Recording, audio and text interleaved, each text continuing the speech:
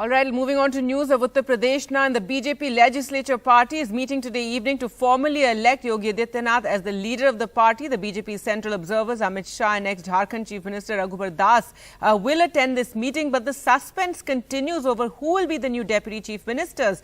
Yogi Adityanath met BJP chief JP Nadda and Amit Shah on Wednesday for last-minute discussions on government formation in the state. Let's go across to Alok now for more. Now, Alok, that suspense continues. In fact, the formation of the UP government and the swearing in has been the most delayed, and it gives you a sense, though, in the BJP you never learn anything really what's going on inside, but gives you a sense of there's certain, tugs and pulls that must be happening over government formation.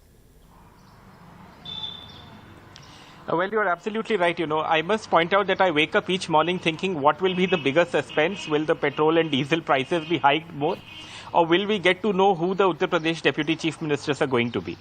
Now, of course, like you said, with the BJP, it's a little difficult to speculate because they may have made up their mind. They may still be discussing it.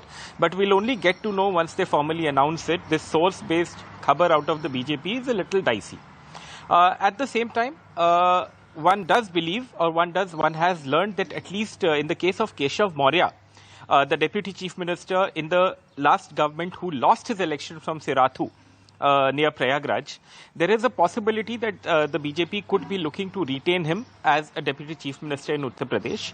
And that is because he is a strong OBC leader in Uttar Pradesh, somebody who the BJP will also want in the scheme of things for the 2024 Lok Sabha polls. And they're, of course, looking ahead to that. The case of Dinesh Sharma, he is a Brahmin leader.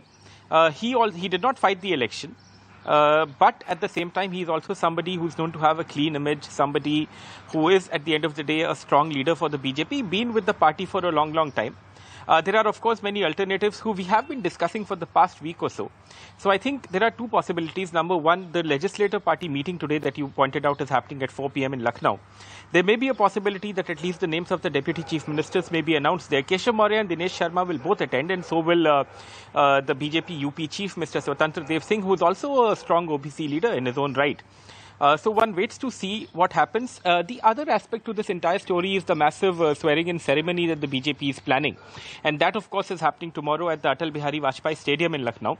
A galaxy of politicians and other eminent personalities are coming in, led by the Prime Minister, Mr. Narendra Modi himself.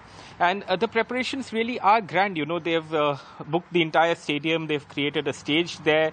They've put some 20,000 chairs there, and of course then you have the stadium audience, and they're planning to get a host of BJP workers from each district in Uttar Pradesh and also from across the country to attend the swearing in. I think the focus or their pitch certainly is not just this election, but also the 2024 Lok Sabha. And that's the thing with the BJP. You see, the moment they win an election, or even if they lose it, they do start building up to the next one.